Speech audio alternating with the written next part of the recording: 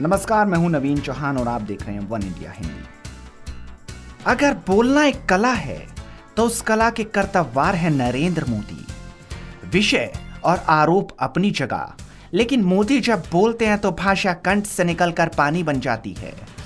बोल मोदी गुजरात में रहे थे, लेकिन दिल्ली में बैठी कांग्रेस डूबती चली गई। मोदी ने काले धन से लेकर काले खेल वालों को निशाने पर रख दिया।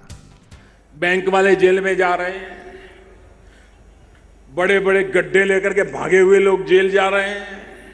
चारों तरफ उनको लगा था कि ठीक है, मोदी जी 1500 की बंद कर देता है, हम पिछले दरवाजे से कुछ कर लेंगे। लेकिन उनको मालूम नहीं था मोदी ने पिछले दरवाजे पर भी कैमरे लगाए हुए हैं।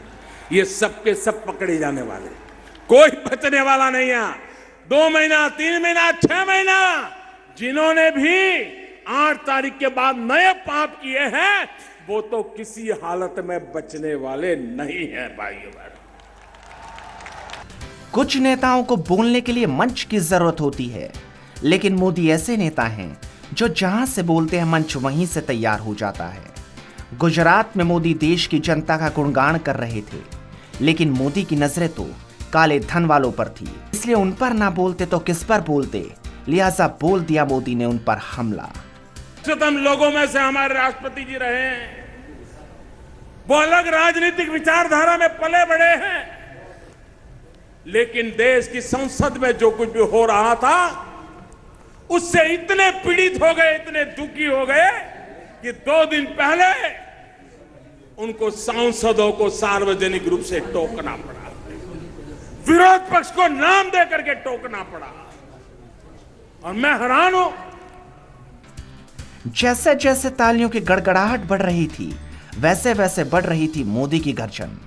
मोदी जब तक चुप रहते हैं तो ठीक है, लेकिन जब बोलना शुरू करते हैं तो सुनने वाले मोहित हुए बिना नहीं रह पाते। सरकार कहती है कि हम चर्चा चाहते हैं, सरकार कहती है प्रधानमंत्री बोलने के लिए तैयार है, सरकार कहती है प्रधानमंत्री आकर के कहने को तैयार है, लेकिन उनको मालूम है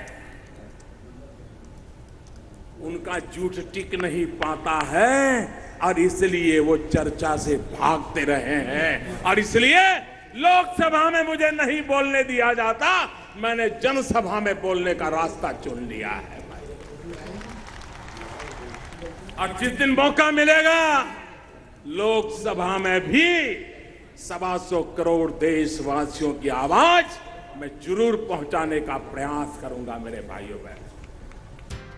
यह मोदी का जलवा है जो आज गुजरात से पूरे देश में छाया और सभी विपक्षियों ने साध ली चुप्पी। देखते रहिए और समझते रहिए, बस खेल अभी बाकी है। नवीन चौहान, वन इंडिया न्यूज।